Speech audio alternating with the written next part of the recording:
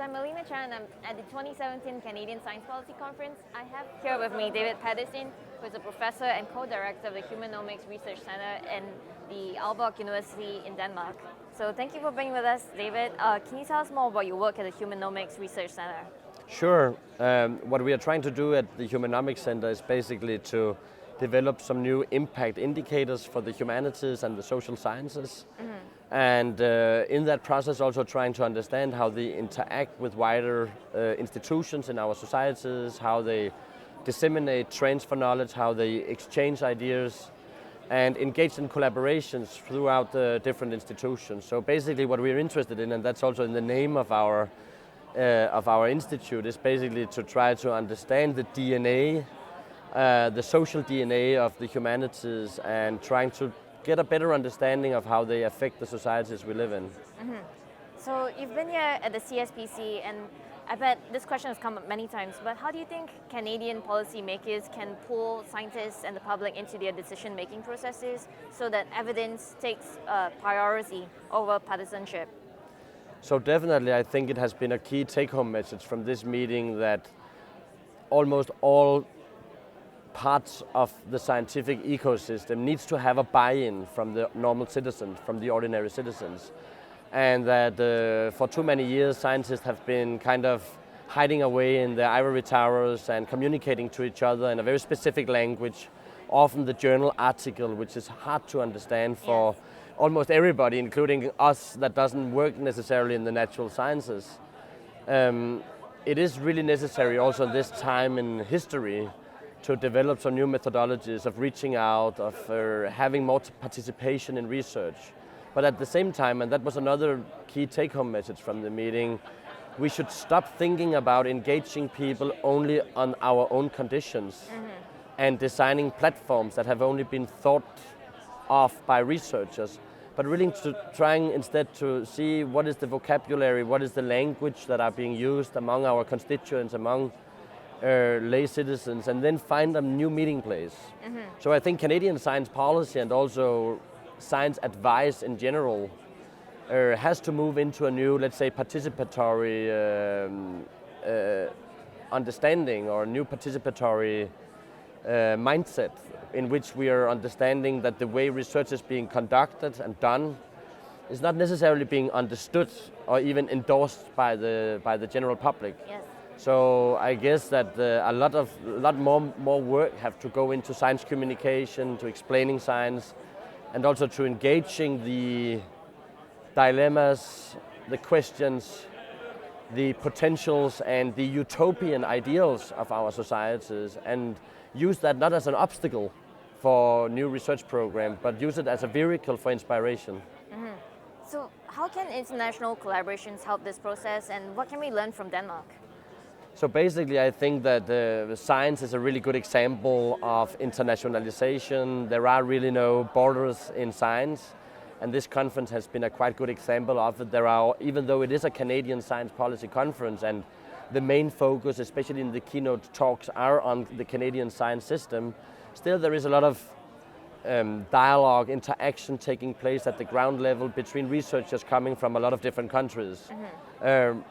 My hope would be for the organizers of the conference actually to make a specific day, a targeted day for an international crowd, an international discussion, and perhaps try a little bit more explicitly to see what goes on around Canada, and in that sense also use the conference as a window to the world, as a small snapshot into what the world can learn from Canada, as well as the other way around.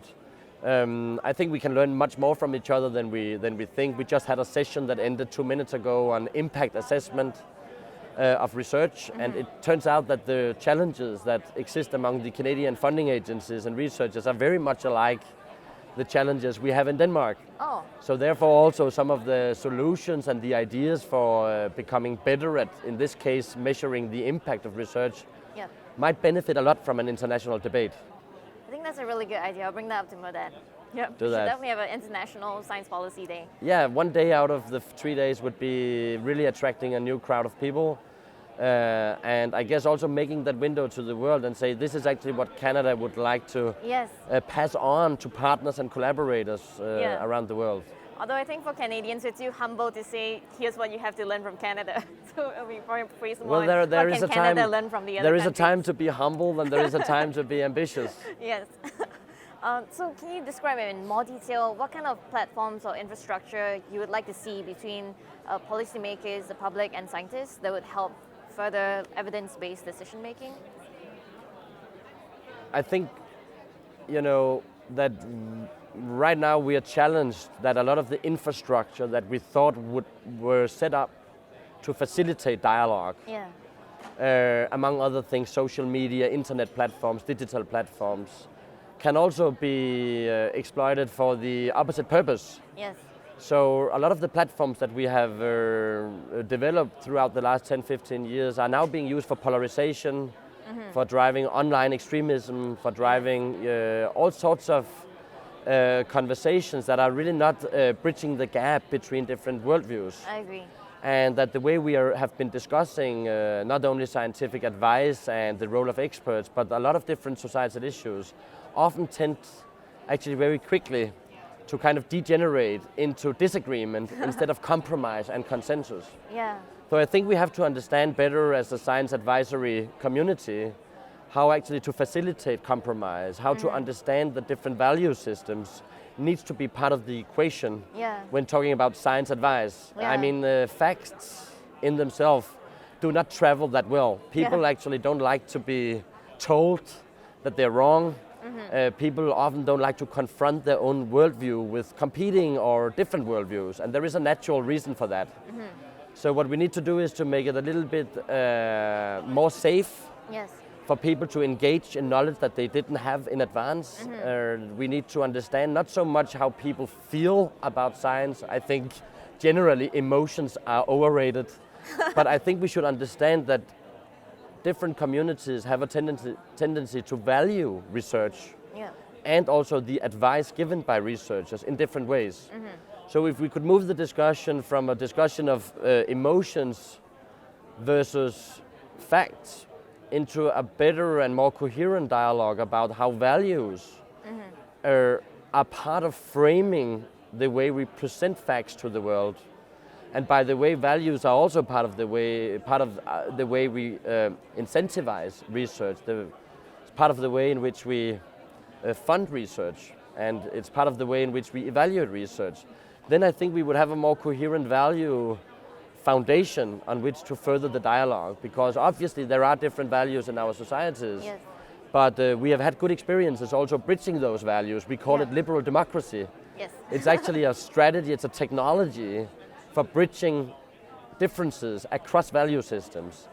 And in science we have had that preconception that if we are just producing the facts, they will trickle down to society and they will be received with great enthusiasm by citizens.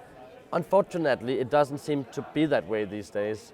So instead I would argue and hope and really encourage a better dialogue around how values and facts fit together, and also teach the new generation of young science advisors that they shouldn't expect that their own career will have the same benefits as the professors who taught us.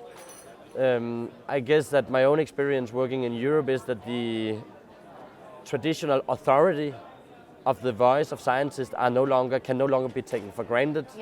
That the monopoly on truth can no longer be taken for granted, and that we have to reinvent a more humble language, a more humble approach to different value systems, and in that process also learn and get inspired by all the good ideas, the co-creation that takes place when we meet citizens, NGOs, patient organizations, policymakers, and people with different worldviews. So what do you think is the value of a policy conference like the CSPC in terms of bridging that divide? Well, I have been very inspired myself throughout the last couple of days. I was not surprised, but I was very happy to see the high level of speakers. I was very pleased to see that it seemed that people were coming here with genuinely new material, and they were taking their speaking roles seriously. And again, we are speaking a little bit in a bubble. we are preaching to the choir. I mean, many of the people who attend a conference like this is already convinced that what we do is kind of on the right track, though we can become better at doing it. I think the next step could be, as we spoke about before, to include the international community. Yes. But it could also be to have some more non-traditional sessions where you would include the end users of science advice, where you would start including perhaps citizen perspectives. One group that I was missing myself throughout the last couple of days were journalists and media, because they do play a huge role in doing knowledge brokering. Yes. I think researchers, research organizations, science policy institutions can do a lot to partner up with media organizations. Also the companies, especially the data companies, the social media play a huge role. So I would have been curious to hear how the science policy can bridge the discussion into, let's say, Google or Facebook or Microsoft. I know you have a hub here also for a lot of the social technologies, social media. So perhaps widening the scope a bit for how important science policy seems to be to the world these days. Yes, we should invite Google and Facebook here next year. Well, definitely. I mean, we do it at the AAAS conferences in the States. We do it at the ESOF conference that I was myself hosting a couple of years back, where we have an extensive citizen program. In the Copenhagen edition that I was organizing, we had more than 30,000 participants coming from society throughout the Science Policy Conference. Wow. So there are a lot of different initiatives, and also there is actually a huge interest in the population to understand what takes place, why we are why we're spending all these billions of dollars on research. So I think the interest is there, the curiosity is there, definitely the sense of urgency is there. We need to be talking more to each other. So probably what we should do is to actually be even more ambitious and widening the scope of conferences like this in the future. Yes, I agree. It would be really great if we could open it up to the public so they can be participants as well. So before we go, can you tell me where to find out more your work online? Yeah, so our research has been published, of course, in a lot of different journals. We have also done a couple of documentary films and video lectures.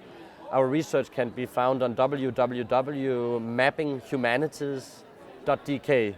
There you will find all of our material, our approach, our methodology, and our different projects.